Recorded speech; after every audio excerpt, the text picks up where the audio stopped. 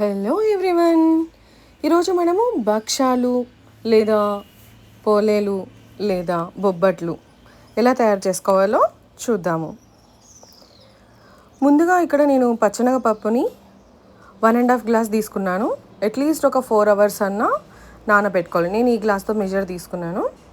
ఒక 4 గంటల పాటు నానబెట్టుకొని మంచిగా కడిగి పెట్టుకున్నాను. వీటిని ఇప్పుడు బాగా మెత్తగా బాయిల్ చేసుకోవాలి.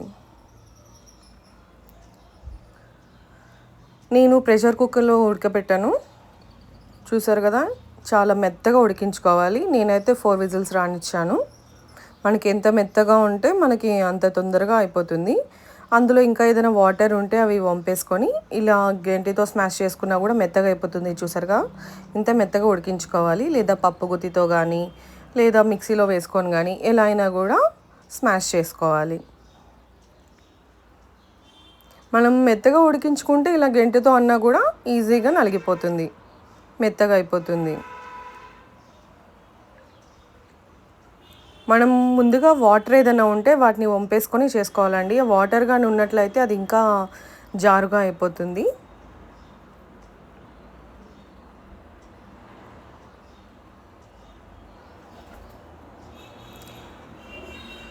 ఈ భక్ష్యాలకి బెల్లం కానీ లేదా చక్కెర కానీ స్వీట్నెస్కి యూజ్ చేస్తారు. నేనైతే ఈరోజు చక్కెరతో చేస్తున్నాను. ఇప్పుడు స్టవ్ ఆన్ చేసుకొని మనం స్మాష్ చేసుకున్న ఈ శనగపిండి బ్యాటర్ని పెట్టుకుందాము. పొయ్యి మీద పెట్టుకొని ఉడికించుకోవాలి.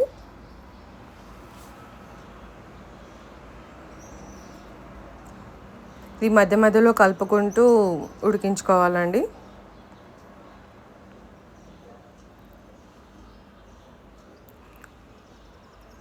మనం ఉడకబెట్టిన తర్వాత కూడా ఇలా ఫ్రై చేసుకోవడం వల్ల దాని టేస్ట్ అనేది ఇంకా కొంచెం మంచిగా ఉంటుంది. ఇప్పుడు నేను ఒక 3 స్పూన్స్ అంటే ఒక 2 టేబుల్ స్పూన్స్ నెయ్యి వేస్తున్నాను. మనకి అడుగంటకుండా ఉంటుంది. ప్లస్ మనకి పూర్ణంకి చాలా నెయ్యి ఫ్లేవర్ అనేది చాలా బాగుంటుంది. మొత్తం ఒకసారి బాగా మిక్స్ చేసుకోవాలి. మనకి నెయ్యి టేస్ట్ అనేది చాలా బాగుంటుంది. నెయ్యి వద్దు, స్కిప్ చేయాలనుకున్న వాళ్ళు నూనె అయినా వేసుకోవచ్చు. మనకి స్వీట్ అంటేనే అసలు నెయ్యి అయితేనే చాలా టేస్ట్ బాగుంటుంది కదా. ఇలా ఒక 2 నిమిషాలు ఫ్రై చేసుకున్న తర్వాత ఇది మధ్య మధ్యలో కలబెట్టుకుంటూ ఉండాలండి. ఇప్పుడు నేను చక్కెర వేస్తున్నాను. నేను 1.5 గ్లాసు పప్పు వేసుకున్నాను కదా. ఇప్పుడు చక్కెర 1.5 అంటే ఒక పావు గ్లాసు తక్కువ వేస్తున్నాను. స్వీట్నెస్ లేదు, బాగా ఎక్కువగా కావాలనుకున్న వాళ్ళు 1.5 వేసుకోవచ్చు. నేనైతే ఒక పావు గ్లాస్ తగ్గిస్తున్నాను. నేను మీడియం స్వీట్ ప్రిఫర్ చేస్తాము.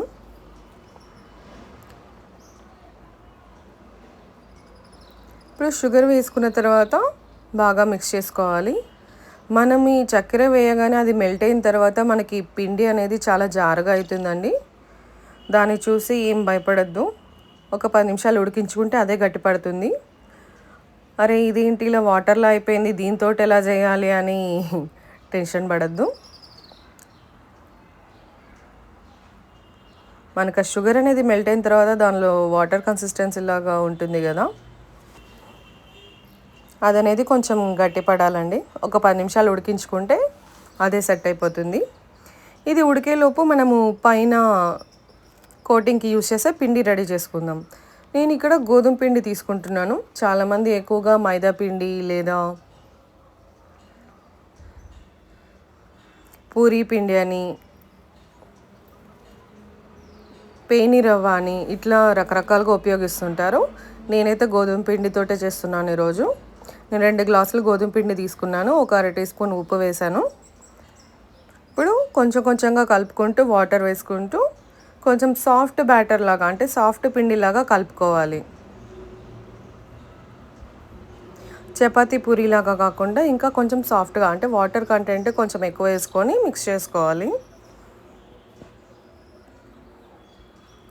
ఇలా చూసారు కదా, మనకి పిండి అనేది చాలా జారుగా ఉంది. ఇలా కలుపుకున్న తర్వాత ఇందులో ఇప్పుడు నేను ఆయిల్ వేస్తున్నాను. మనకి భక్షాలు చేసుకోవడానికి పైన పిండి లోపల ఆయిల్ అనేది కొంచెం ఎక్కువే యూస్ చేస్తారు. నేనైతే 3 టేబుల్ స్పూన్స్ వేస్తున్నాను. మనకి బయట హోటల్స్‌లో అలా చూసామంటే అసలు మొత్తం ఆయిల్ తోటి ఫ్లోటింగ్‌లోనే ఉంటుంది పిండి అయితే. అంటే వీటికి అది కూడా ఒక టేస్టే. మనం హెల్తీగా కావాలనుకున్నప్పుడు కొంచెం తగ్గించుకోవచ్చు.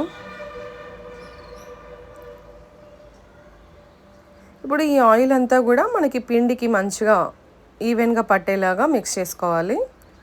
ఈ పిండిని మనము ఎంత బాగా మిక్స్ చేసుకుంటే మనకి పిండి అనేది కొంచెం ఆ సాగే గుణం ఎక్కువ ఉంటుంది.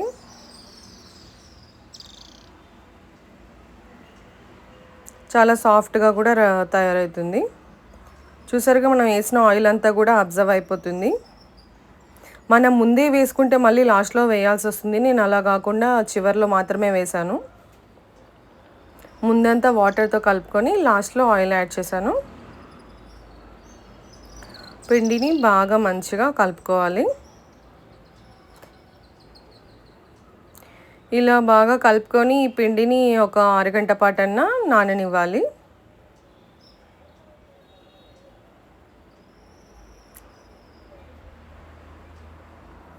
ఒక అరగంట పాటు మూత పెట్టుకొని లేదా తడి క్లాత్ కప్పుకొని నానబెట్టుకుందాం.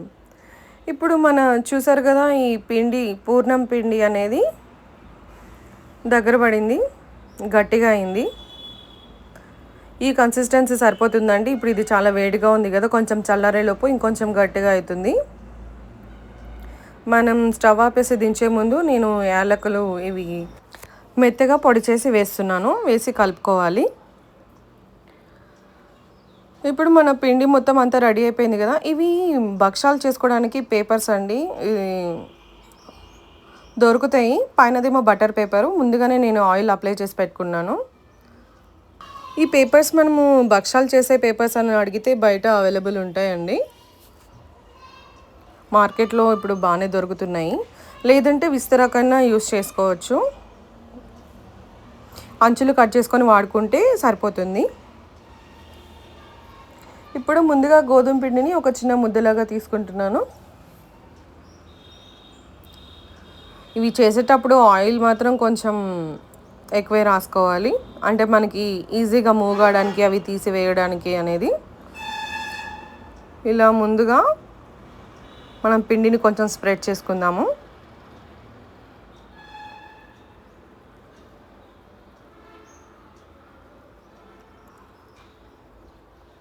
చూసారు కదా, ఇదిగో పూర్ణం అనేది నాది చల్లారిన తర్వాత ఇలా ముద్దగా చేసుకుంటే వచ్చేసింది. చల్లారిన తర్వాత ఇంత గట్టిగా ఉంది. అంటే మరీ గట్టిగా కాదు, అలా అని మరీ మెత్తగా కాదు, మనకి బాల్ షేప్లో వచ్చింది. ఇప్పుడు ఇలా మిగిలిన ఎక్సెస్ పిండిని ఇలా తీసేసాను. మనకి పూర్ణం అనేది కనిపించకుండా నీట్గా స్టఫ్ చేసుకోవాలి. ఎక్సెస్గా ఉన్న పిండి తీసేసేయాలండి. ఇప్పుడు ముందుగా పేపర్కి మళ్ళీ ఒకసారి ఆయిల్ రాసుకొని, ముందుగా అయితే నేను ఇట్లా చేతితోటి ఈజీగా చేసేసుకోవచ్చు. చేతితో చూపిస్తున్నాను. తర్వాత బటర్ పేపర్ యూస్ చేద్దాము. బటర్ పేపర్ కూడా మనకి స్ప్రెడ్ చేసేదానికి యూస్ చేస్తున్నాను.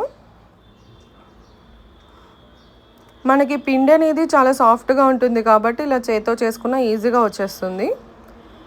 మనం మధ్యలో పిండి అనేది ఒకే దగ్గర కుప్పగా కాకుండా, అంటే నీట్గా సైడ్స్ అనేది లావుగా రాకుండా స్ప్రెడ్ చేసుకోవాలి. మనము ఎంత స్ప్రెడ్ చేస్తే అంత సాగుతూ ఉంటుంది. లేదంటే చిన్న చిన్నగా లావుగా కూడా చేసుకోవచ్చు. ఇప్పుడు స్టవ్ ఆన్ చేసుకొని ఒక ప్యాన్ పెట్టుకొని బాగా వేడి కానివ్వాలి.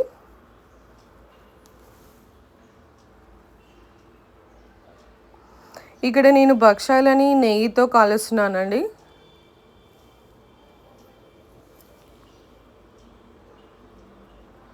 ముందుగా ఒక స్పూన్ నెయ్యి వేస్తున్నాను.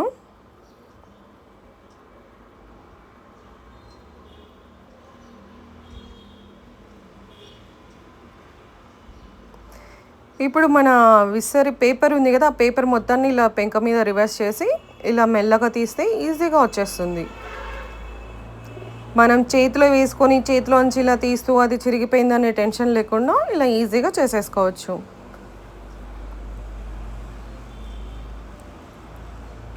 ఇప్పుడు మనకి ఒకవైపు కొంచెం కాలిన తర్వాత తిప్పుకోవాలి. నాది ఇంకా పెంక సరిగ్గా హీట్ కాలేదు, అందుకే ఇలా వచ్చింది. కొంచెం టైం పట్టింది.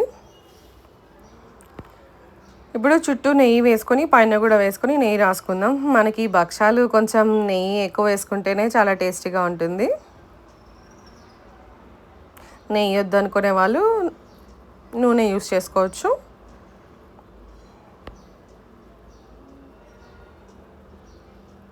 మనకి రెండు వైపులా మంచి రంగు వచ్చేంత వరకు బాగా వేయించుకోవాలి.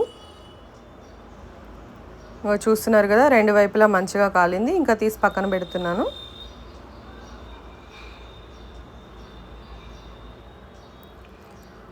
ఇప్పుడు మనము బటర్ పేపర్ని యూస్ చేసి ఎలా స్ప్రెడ్ చేసుకోవాలో చూద్దాం. అంటే మనకి చేత్తో చేసినప్పుడు మన ఫింగర్స్ పడుతున్నాయి, అలా కూడా గుర్తులొద్దు, నీట్గా సాఫ్ట్గా కావాలి అనుకుంటే బటర్ పేపర్ యూస్ చేయొచ్చు.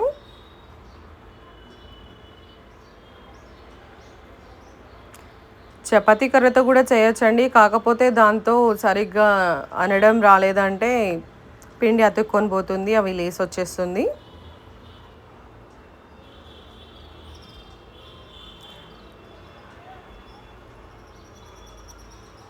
ఇలా ముందుగా మనము చేత్తోటి కొంచెం స్ప్రెడ్ చేసుకుందాము.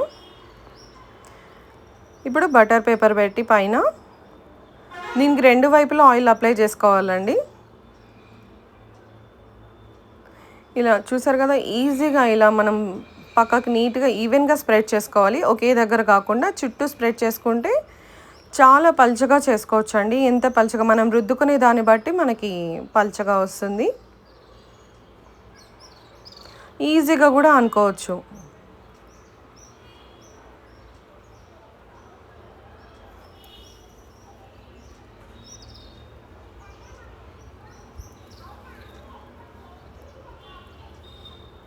అంతే అండి, ఇదిగో ఇలా తీసేస్తే నీట్గా వచ్చేస్తుంది. ఇంకా ఇలా అన్నీ రెడీ చేసుకుంటే ఈజీ అయిపోతుంది. అంతే అండి, మన భక్షాలు రెడీ. వీటిని నెయ్యితో కానీ పాలతో కానీ తింటే చాలా బాగుంటుంది. ఇంకా మ్యాంగో సీజన్లో ఉన్నప్పుడు కొన్ని ప్లేసెస్లో మ్యాంగో పల్పుతో కూడా తింటారు. చూసారుగా ఎంత సాఫ్ట్గా ఉన్నాయో. మీరు ట్రై చేసి ఎలా వచ్చిందో షేర్ చేయండి.